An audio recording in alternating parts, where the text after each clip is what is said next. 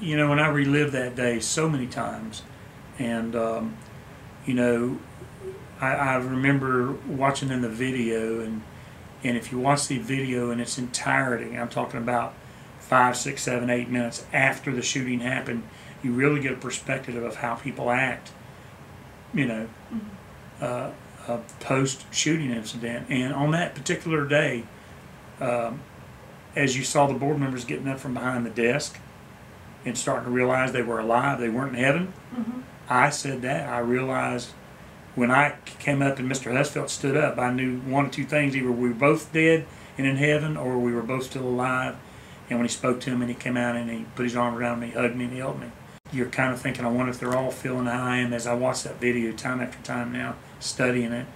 And as they started moving around, and then like maybe 2 minutes after the shooting stopped, here comes a bunch of people storming in the doors, get down, get down, get down, get down. And they've all got these big long rifles and guns, you know, and pistols. And I think on that particular day, I said, hey, Chris, I recognized Chris Taylor and Manny Fernandez. I said, look, hey guys, it's me, I shot him, everything's okay. For the board members, that are all putting their hands behind their head, they were getting down on the floor. And I just worry about people that have just been in a shooting like that. Had they had a gun and they saw these officers coming in that were in plainclothes, because it was mainly SWAT guys, and they were just out roaming around. They were in sweatshirts, T-shirts, toboggan hats. They weren't. There was only one man that was in a full uniform. And what happens if they don't know these officers and they think that they're part of what just happened? What just happened? And I can tell you that in my law enforcement career, I probably pulled my gun 20 or 30 times because people had other guns. But I was only involved in a shootout in the school board building. I've been in law enforcement 41 years now. Yeah, and you know, and I can tell you this, I don't know every teacher in this school. That's 4,012 employees. I don't know every one of them by face.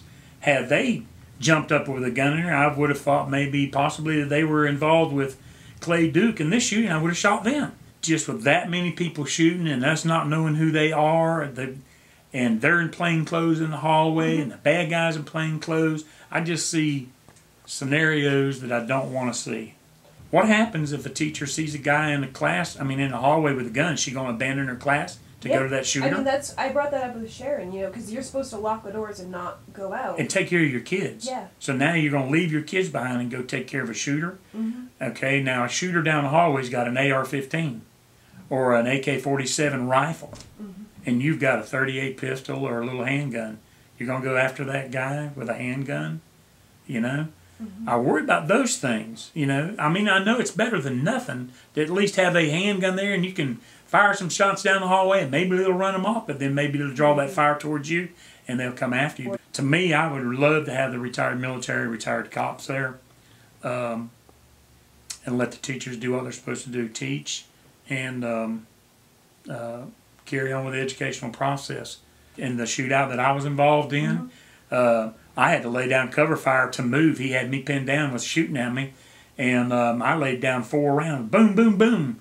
One of them hit Franklin Harrison's nameplate. One of them hit the desk right by Steve Moss as I was crawling the hallway. When I rolled out into the aisleway to shoot him again, I'd already shot him 3 times.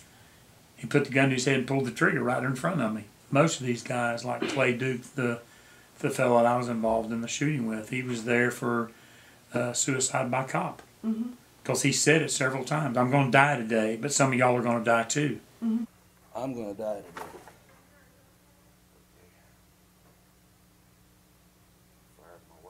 Can we talk for a minute? No. Just, I've already been to prison. May I ask you a question? I've already been. And he wanted to die. He knew he wasn't going to survive that. He was going to die. And he didn't care what kind of stuff that he left behind. And the damage, the injuries, the deaths. And a lot of those guys are like that.